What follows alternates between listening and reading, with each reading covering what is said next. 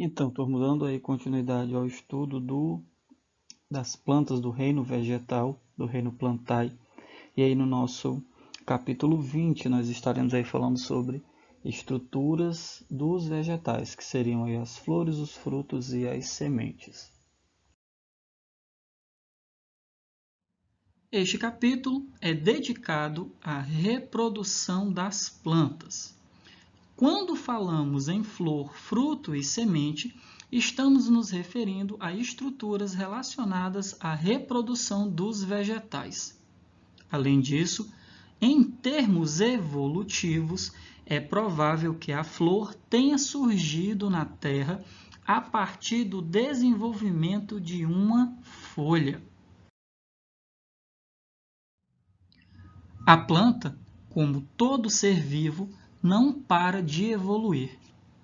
E em determinado momento do desenvolvimento da flor surge o fruto, que cairá no solo, carregando a semente ou servindo de refeição para algum animal, que dessa forma transportará a semente para outros locais. Expelida posteriormente pelo animal, a semente cai no solo, dando origem a outra planta.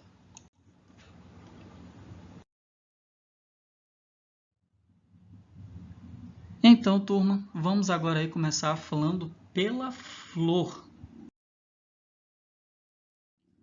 A flor representa a estrutura fundamental da reprodução sexuada das angiospermas. Uma flor é classificada como dioica quando apresenta apenas um órgão reprodutor, masculino ou feminino, e monoica, ou hermafrodita, quando apresenta os dois ao mesmo tempo. Uma flor hermafrodita é composta por 4 conjuntos de folhas modificadas, chamadas de vertícilos florais, que compreendem as seguintes estruturas. A primeira delas, cálice, que seria o conjunto de sépalas, estruturas verdes que protegem o botão da flor. Corola, conjunto de pétalas geralmente coloridas para atrair animais polinizadores. Androceu, constituído pelos estames, estruturas onde são produzidos os grãos de pólen, correspondente ao aparelho reprodutor masculino, de onde saem os grãos de pólen transportando as células germinativas até o aparelho reprodutor feminino. As estruturas que compõem o androceu são a antera, que contém os grãos de pólen, e o filete. Gineceu, que é constituído pelos carpelos, possui uma região mais dilatada chamada ovário, onde são produzidas as células reprodutoras femininas, chamadas oosferas, como nós já vimos aí anteriormente. Corresponde ao aparelho reprodutor feminino dotado de óvulo que contém a oosfera, que será fecundada, originando o embrião vegetal. As estruturas que compõem o gineceu são o estigma, o ovário, que dará origem ao fruto, e o óvulo, no qual se formará a semente. A corola colorida e o aroma das flores são fatores de fundamental importância na atração do agente polinizador, seja ele um pássaro, um inseto ou outro agente. Ao ocorrer a polinização, a planta será fecundada, dando origem a uma semente que abriga o embrião. Agora aos tipos de flores. Como vimos, o grupo das angiospermas podem ser divididos em, olha aí a palavra difícil, professor, monocotiledôneas e dicotiledôneas. de acordo com uma estrutura chamada cotiledone, que corresponde a uma espécie de folha modificada que serve de alimento ao embrião contido na semente. Então, as flores de monocotiledôneas possuem aí um número de elementos florais que já foram citados anteriormente em base de 3 ou múltiplos de 3, como nós estamos aí observando nas imagens. Já as flores de dicotiledôneas são flores com números de elementos florais em base de 5 ou múltiplos de 5.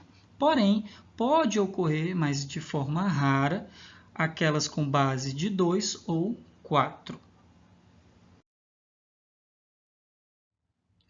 Vamos então agora falar sobre o fruto. Corresponde a uma estrutura originada do desenvolvimento do ovário da flor. Ele é composto de pericarpo e sementes. O pericarpo surge do desenvolvimento das paredes do ovário e pode ser dividido em 3 camadas, de fora para dentro: o epicarpo, o mesocarpo e o endocarpo. Em alguns frutos, turma, é justamente essa camada intermediária, o mesocarpo, como nós estamos aí observando na imagem, que desenvolve uma polpa nutritiva e rica em açúcares, tão apreciada na alimentação humana. Nesse sentido, turma, os frutos podem ser classificados da seguinte forma: frutos secos ou não suculentos. O pericarpo não acumula água e nem substâncias nutritivas. Nessas espécies, essas substâncias concentram-se nas sementes. Temos aí como exemplo o arroz e o milho. Temos também os carnosos ou suculentos. O pericarpo desenvolve aquela polpa nutritiva de que falamos anteriormente. Podemos aí citar como exemplo a manga, a laranja e, por incrível que pareça, turma, o tomate. O tomate é um fruto. Então, olha só. Após a fecundação, outras estruturas, além do ovário, podem tornar-se comestíveis. Essas estruturas são chamadas de pseudofrutos. O termo pseudo significa falso. São exemplos de pseudofrutos. Olha aí, turma, a maçã, a pera, o abacaxi, o morango, a banana, a framboesa, o figo, a amora e o caju. Apesar de os chamarmos popularmente de frutas, não são frutos verdadeiros, pois suas estruturas não derivam do ovário.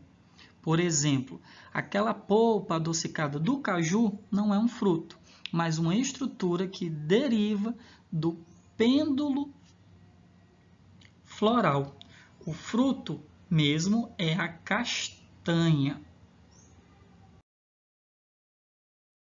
E aí, vamos agora falar um pouco sobre as sementes. Originada a partir do óvulo da flor, quando germina, a semente dará origem a uma nova planta. Ela contém o embrião da espécie, além de substâncias nutritivas para o seu desenvolvimento. Tudo isso envolvida em uma estrutura relativamente rígida que a protege da desidratação e da ação de predadores e decompositores. Além disso, ela pode ser disseminada no meio ambiente por diferentes agentes como o vento, um animal ou até mesmo pela ação da água. As sementes contêm estruturas chamadas cotiledones, que são modificações das folhas. Essas estruturas auxiliam no fornecimento das substâncias nutritivas ao embrião. Quando elas existem aos pares, as espécies são chamadas, como nós já falamos tantas e tantas vezes, dicotiledôneas. E quando existe apenas uma, as espécies são chamadas de monocotiledôneas. As sementes contêm o embrião das plantas em sua forma inativa e contam com a ação de diversos agentes para se espalhar, como pássaros ou a ação do vento. Quando ela atinge o solo e encontra nele as condições ideais de temperatura e umidade, retoma seu desenvolvimento. A esse processo nós chamamos de germinação. E aí, como atividade para casa, vocês estarão aí desenvolvendo as páginas 283, 284, 285, 286, da 286, 300, 301 e 302.